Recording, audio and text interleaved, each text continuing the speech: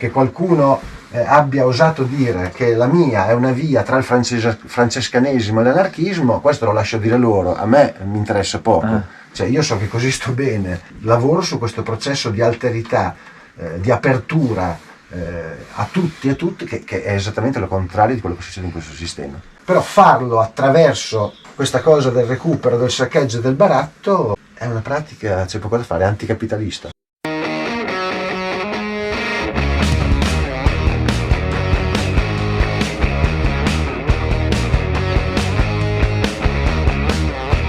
Vivere a volte è un'urgenza.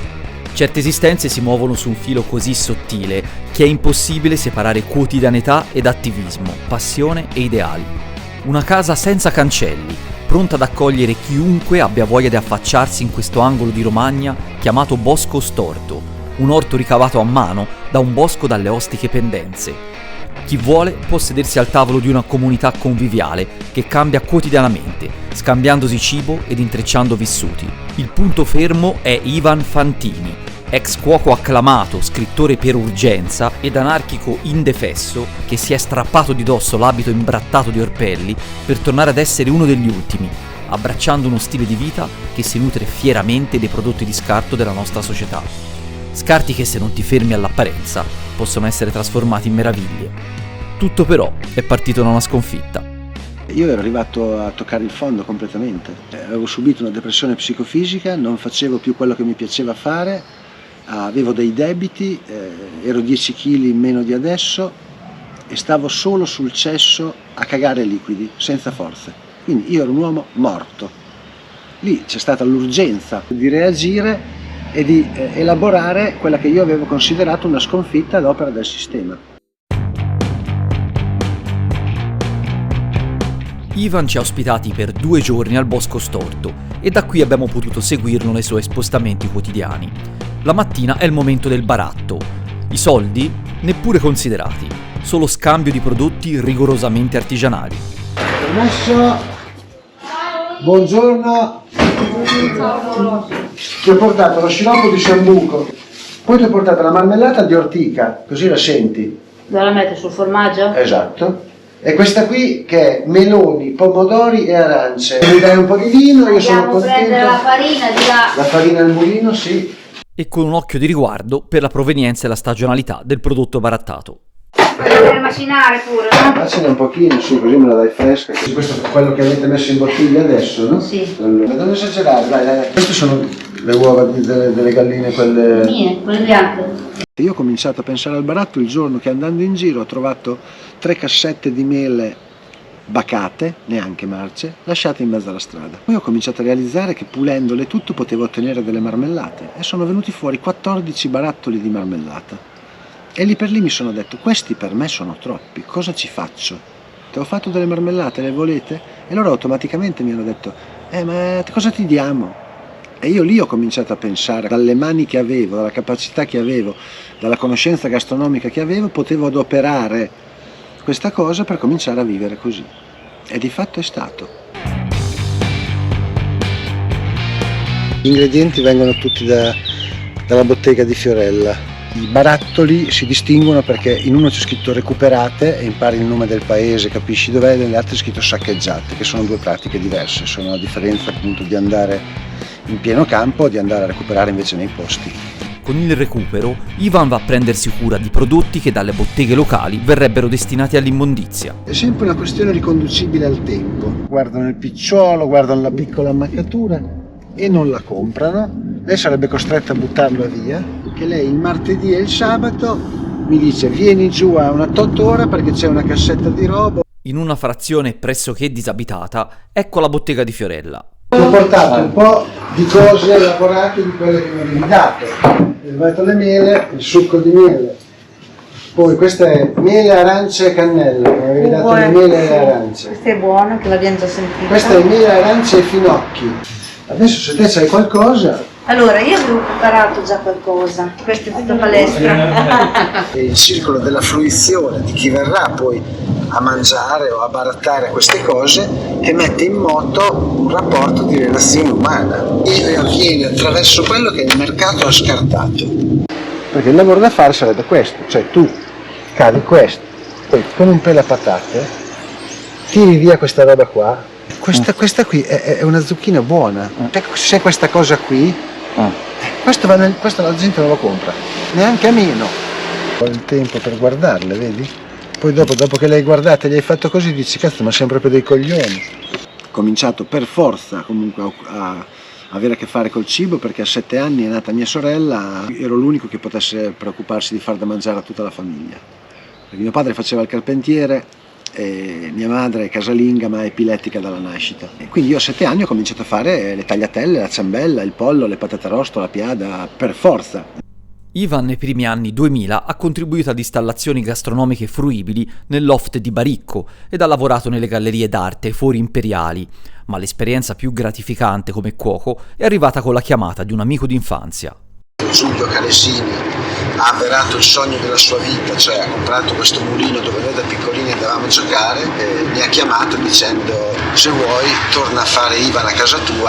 E così nacque Veglie in Volo, un'osteria da 28 posti. Dal 2003 al 2008 è stato un capolavoro totale, cioè proprio riuscivo a lavorare come volevo io, lavoravo solo con casari, norcini, contadini, vignaioli, non comprando niente dal mercato globalizzato, l'osteria sempre piena. Poi dal 2008 al 2011 è cambiato tutto, perché tra la crisi economica e tra certe leggi che sono entrate in vigore anche in Italia, compreso l'HACCP, che io non ho ratificato, da lì ho cominciato a subire multe, ho tenuto botta per 3 anni, ho lavorato 3 anni in passivo, non potevo più stare dentro quel tipo di sistema, quindi ho smesso, ho chiuso l'osteria e ho cominciato a fare quello che non sapevo fare, a disboscare un bosco che è diventato il Bosco Storto, a scrivere dei libri, ho cambiato la vita, mi è cambiata la vita, mi sono guarito e adesso do più fastidio di prima.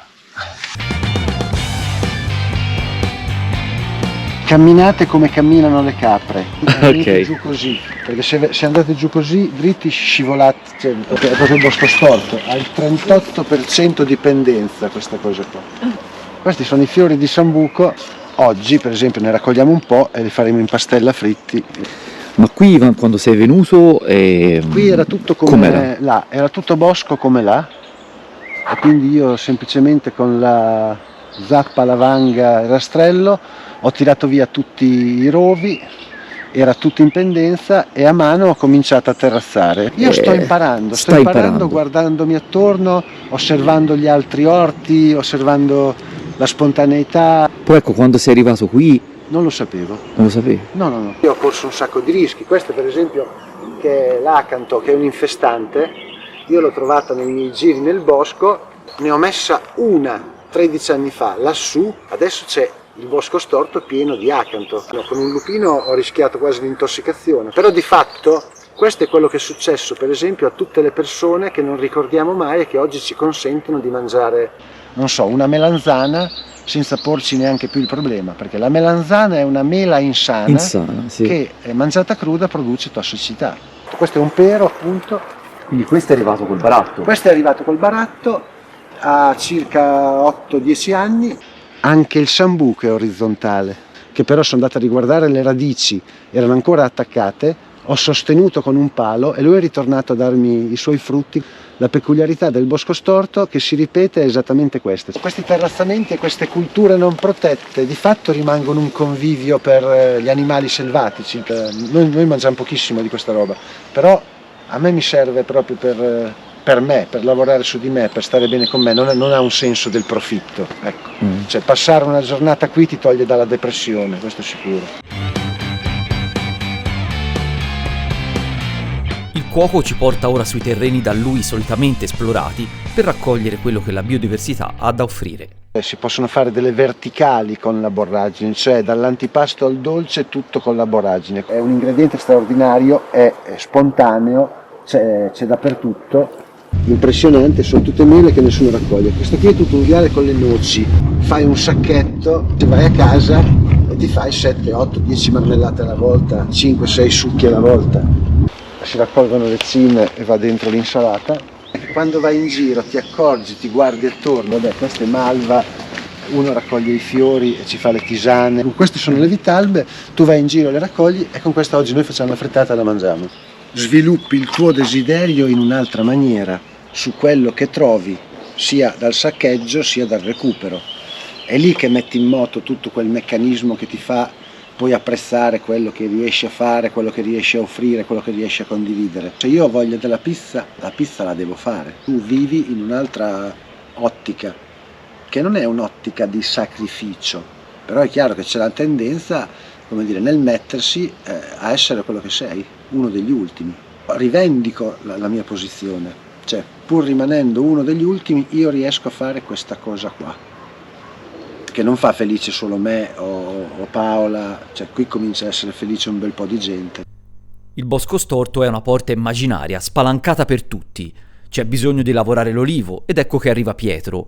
In cambio avrà delle marmellate, frutto di un recupero. Arrivano poi Cecco e Cristiana, che consegnano all'esperienza di Ivan il loro gallo di 3 anni, pronti a condividerlo con gli ospiti del giorno che verrà. Cecco, quello che ha portato il gallo, e ha detto: cosa ti può servire, visto che domani vengo a pranzo?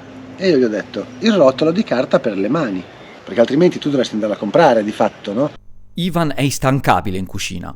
Inizia la mattina presto e passa gran parte della sua giornata ai fornelli e a sezionare il cibo recuperato. Qui non c'è mai la musica, no? Tutti mi chiedono, non ascolti la cucina è la musica, il suono è questo. Se tu non senti questo suono, non sai cosa sta succedendo. È un pane che si riconosce anche quando va in giro, insomma, perché ha la cerchiata sia in fase di lievitazione sia dopo che è cotto. Ogni prodotto barattato o recuperato ha tassativamente un nome che certifica il circolo della fruizione. Io oggi devo arrivare alle 13:30, alle 14 per rendere felice il mio amico che verrà a mangiare il suo gallo curato e fatto per voi o se arriva qualcun altro. Per me il senso della mia quotidianità è questo. E siccome non si sa mai chi potrebbe aggiungersi, si apparecchia sempre per una persona in più. Io ho come marchio di fabbrica, come timbro, il fatto di saper gestire, fra virgolette, una cucina, e così gestisco la mia quotidianità.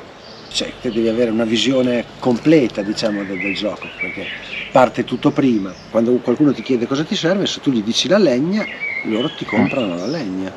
Questa è un'ultima mandata, erano 20 quintali di legna. Mangi meno quando si deve occupare degli altri. Decisamente. Io mi occupo quotidianamente degli altri. Per me mangiare è sesso. Il fatto che io possa entrare all'interno del vostro corpo attraverso un orifizio e modificare il vostro stare attraverso la digestione è di fatto un atto sessuale. Un ingrediente che io ho rispettato, che ho lavorato, che ho manipolato, che ho cotto, entra dentro il corpo di qualcuno che non conosco attraverso un orifizio e ne modifica la postura, lo stare, la digestione e tutto il resto. Se non è sesso questo, e io ci penso ogni volta, anche nel che buono, oppure no, c'è l'insoddisfazione, dici ma aspettavo di più, c'è tutto quello che c'è in una relazione sessuale o amorosa. Quindi io faccio sesso tutti i giorni con degli sconosciuti e per giunta delle volte, non qui, però il senso è ti pagano. Pensa che tipo di prostituzione straordinaria può diventare la gastronomia, che non è quella delle televisioni, dei Masterchef, quello è un altro tipo di prostituzione. Una pratica di comunità, se messa in piedi questa roba qua, diventa bella. Ma cosa c'è da fare? E te tiri fuori le cassette, ci si mette qui, va avanti questa roba, questo dialogo, però intanto, cioè, capito, fai. Mangi tutti assieme, cioè, questo è il senso dell'essere compagni, è il cum panis, no? Mangiare il pane assieme, col pane condividere le gioie e i dolori. Per me il senso di compagni da anarchico è esattamente questo. Ed è quello che succede qua, per fortuna. Ed i pasti al Bosco Storto sono occasione di scambio, ma non solo di cibo. Siamo qui per celebrare il gallo di Cecco e Cristiana. Se tu mangi la carne quotidianamente in senso sconsiderato, senza mai porti una domanda. Ed è esattamente quello che vogliono gli allevamenti intensivi, tutto il mercato globalizzato della carne. Quando fai un lavoro così e ci pensi 2 volte, la carne la cominci a mangiare 1 o 2 volte al mese, 1 volta alla settimana, oppure sai sempre da dove proviene, cioè Sì. è un passaggio importante, quello di capire il potere che abbiamo di dare la morte. Tu quando hai in mano un ingrediente ti immagini come vorresti che venisse. Dovresti avere l'onestà ogni volta di dire non è venuto come me lo immaginavo. Anche se tutti gli altri ti dicono cazzo che buono, fantastico, meraviglioso. Se tu credi in queste cose quando non sei il primo a crederci te o a smentirle tu, comincia l'approssimazione. E adesso è pieno di approssimazioni in cucina. Di fatto è un sistema che scarta l'inverosimile, che butta via l'inverosimile, perché si è fatto rubare il tempo. Il dipendente è il primo che si accorge se una zucchina, una melanzana, un porro c'ha un difetto. Se te chiedi posso portarla a casa invece di buttarla via, ti dicono di no. Senza vergognarsi, come dire, rifarsi ultimi, tendere la mano e credere nel rifiuto. Difatti io vengo tacciato per uno che fa l'elemosina tutti i giorni, ma io non mi vergogno. Io sto girando l'Italia, io sono 5-6 anni che do da mangiare a 100, 200, 300 persone ogni fine settimana in questo modo qua. Il problema è che sono pochi che accettano questa cosa, cioè i più ti mandano via, ti dicono no guarda, dai, vai. Perché non vogliono ascoltare. Perché sei un barbone. Perché il sistema capitalista ha introdotto l'acquisto dai contadini solo attraverso un certo tipo di calibratura, quindi sfruttando tutte quelle lacune che il capitale lascia, io mi sono ricostruito. È successo tutto anche grazie appunto ai libri. Anonimo fra gli anonimi, il primo, quello di 10 anni fa, è diventato un manifesto politico non solo per me.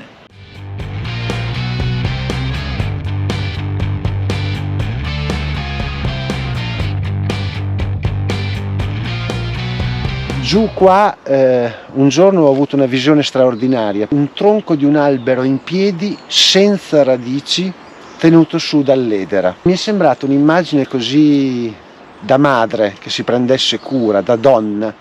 Mi sono appuntato edera, perché c'erano 2 edere che tenevano in piedi questo tronco senza radici, lo mantenevano di fatto vivo. Edera. E quel era mi ha dato il senso del passato. Ho cominciato a scrivere questa storia, riferendo la storia a mia nonna e a tutte le donne che avevano lottato per la liberazione di questo paese dai nazifascisti. È venuto fuori questo scritto che si chiama Io la vedevo, dovevo, perché io sono uno scrittore di urgenza, nel senso che non ho fatto le scuole. Stando nel bosco storto, questi appunti poi facevano in modo che mi scattasse quel tipo di cura che è avvenuta attraverso la scrittura. E dove ho avuto questa visione, ovviamente, e dove è nata questa cosa, ho piantato una bandiera anarchica, rossa e nera. Cancello tutto quello che non mi piace, rileggo, cancello tutto quello che non mi piace, rileggo. Cioè è proprio una scrittura ridotta all'osso. Riparato a ridosso di un campo che diventa bosco, veglio sul mio quotidiano senza pace, per salvarmi. Non sono la democratica persona di questa fantomatica democrazia. Tiro patate interrate contro le insegne del potere. Tiro pere cotogne nell'aria intrisa di sessismo. Lastrico le strade di Lisciva perché i fascisti scivolano su se stessi nei loro cortei luridi. Merda su cenere. Offro il mio tempo e il vino a ogni sconosciuto. Nient'altro che un filo che cuce il silenzio nei rari momenti di quiete apparente. E nell'angoscia che mette il canto della tortora scrivo, cancello e riscrivo, perché sennò fa tutto la paura. 2 dei suoi testi sono diventati performance, fatte con la compagna Paola, danzatrice e coreografa. Ivan poi decise di mettere uno dei suoi libri in rete gratuitamente. Dopo qualche giorno mi ha chiamato questo editore e mi ha detto: ho una casa editrice in fallimento, dove voglio pubblicare questa cosa perché è stupenda. E io ho detto: se la pubblichi così com'è, basta che non cambi una virgola. E ha fatto questa cosa con questi contadini, questa festa, e poi mi ha lasciato 200 copie, io con le copie 200 vendute ho stampato questo, con quelle che ho venduto questo ho stampato questo, cioè, sono andato avanti così. Fino a 2 anni fa, quando ho smesso di scrivere. Mai intenzione di riprendere? Per il momento no, non ho più niente da dire, non c'è più l'urgenza.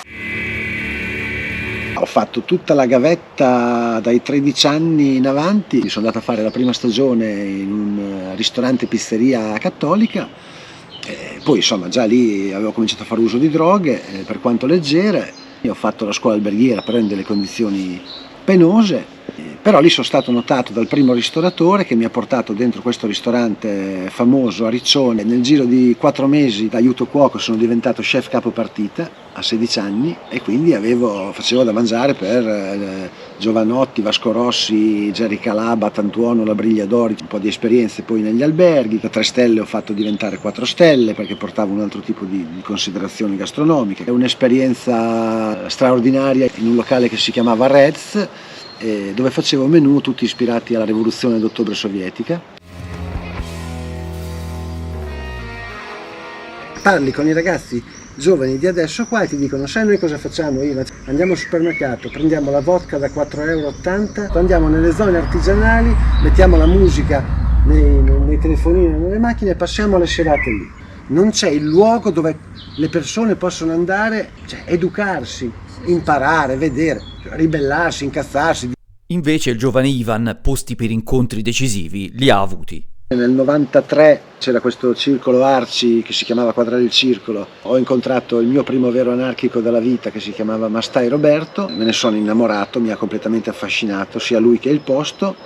Il giorno dopo mi sono licenziato da tutti e 2 i posti dove lavoravo in cucina e sono entrato a dare una mano, un contributo a Quadrare il Circolo, che è stato questo circolo culturale dove poi ho conosciuto anche Paola. E ci sono stato dal 93 al 99 quando non ci ha sgomberato la Digos e le banche. Ci ho portato un po' di sottaceti, delle lasagne, Wow, sottaceti un po' le zucchine, grande, in Italia, sì, bellissimo. Poi c'è un po' di cotenna, che mi è rimasta. Ci vediamo. Ci vediamo presto. Ciao! La carne che sarebbe stata buttata, lavorata, poi passata e appunto diventa o polpette o ragù. 3 giorni fa è arrivata la cinzia, ho raccolto i funghi prugnoli e gli asparagi. Se passo mi dai un po' di pasta madre per fare il pane? Se a uno gli viene in mente una cosa così vuol dire che è dentro un meccanismo, hai capito? Sono robe sottili, ma proprio sono quelle differenze. Non è un baratto quello che abbiamo fatto ieri, quello è un recupero. Il baratto è quando Manuel mi chiama e mi dice: sono finiti i succhi per i bambini, vengo solo a prenderne 3-4, va bene se ti porto 2 salami? Cioè che è un prodotto fatto da lui. Ma la bellezza è dimostrarsi quotidianamente di riuscire a farcela in 2 e casomai anche in di più. Se uno si salva da solo non salva niente. Tutta la parte che porta Paola all'interno della coppia per me è fondamentale. In questo modo partecipo a questo tipo di sistema, a questo mondo, il meno possibile. Il mio apporto a un sistema capitalista è quasi nullo. Ha trovato un metodo per vivere con intelligenza e con poco. Però un conto è alzarti alla mattina e andare a lavorare e sentirti a disagio. Un conto è alzarti e fare quello che ti pare. Io lo vedo una persona felice, noi lo vediamo tutti i giorni. Non ho tempo di cucinare. Dai, va là, smettila. Dimmi cosa vuoi che vado a casa, te lo cucino, me l'ha portato a Luna. Già nella pirofila col pesce, tutto condito, solo da mangiare. Io sono stato bravo a rifiutare un sacco di proposte, anche a suon di euro, però che mi avrebbero riportato dentro lo stesso sistema. Quello che tutti i cuochi, ahimè, tentano di realizzare, che è quello di prendere la stella Michelin. Come rifiuto oggi il fatto di fare il cuoco a domicilio o di fare andare a fare i matrimoni se loro non accettano il baratto. Cioè io non vado a cucinare per gli altri se non ci sono esattamente delle cose a cui tengo. Il fatto che non si compri niente, oppure il fatto che se si compri qualche cosa o c'è qualcosa si sappia il nome e il cognome e venga da un certo tipo di cultura. Il suggerimento è quello: cogitare prima dell'uso e magari anche successivamente. Quello che tu chiami, per me è militanza, per te è passatempo, e mi riferisco ai canti, i balli, lo yoga. Lo fai solo perché così legittima il fatto che fai un lavoro di merda, una vita di merda, o in questa cosa che fai c'è il tentativo di scalfire? A lungo crediamo che con il nostro agire si possa cambiare il mondo, ma rimane un'illusione? Quando ti realizzi che questo non è più possibile, quella è una sconfitta. Poi c'è stata tutta un'elaborazione, reagire, inventarmi delle cose, ascoltando me prima di tutto, perché il passaggio anche dalla militanza collettivista alla militanza individualista, anarchica, qual è la mia, è questo cambiamento. Cioè io prima pensavo che tutti assieme si potesse, ok? Adesso invece sono 13 anni che penso che lavorando su me stesso posso stare in questo sistema in una maniera diversa. Non è che è irrealizzabile, cioè io di fatto lo realizzo tutti i giorni nel mio piccolo. Questo mio piccolo da qualche anno è diventato un contagio. Sacrosanto che non smetto di soffrire per quello che sta accadendo nel mondo, ed è da qui che partono le radiazioni perché anche qualcun altro possa cambiare. I ragazzi delle scuole, dopo che mi hanno incontrato, vanno in pieno campo a cercare della roba o vanno nei negozi a recuperare la frutta, fanno le marmellate e mi mandano le foto. Io sono andato lì invitato per dire cosa faccio io. Poi questa cosa però contagia, senza dire dovete fare così, io non ce l'ho la soluzione. La mia pratica è votata alla follia meticolosa del cortocircuito, all'opposizione di ciò che caratterizza l'epica peste scioccata di questo tempo. Mi guardo le mani, sono incistate di terra, grafite e cenere. Lascio l'abbraccio colmato dal saccheggio della gratuità. Svuoto le tasche gonfie del dono dell'abbandono. Nel corpo, che si sorregge a malapena sui sandali neri, sdruciti, terrosi, rimbombano le solite cose. E nessuno che mi abbia mai chiesto come va con il dolore. Io non devo dimostrare assolutamente niente a nessuno, né di saper fare un piatto, né di essere un grande cuoco. Cioè quella proprio è finita nel 2011, quella roba lì.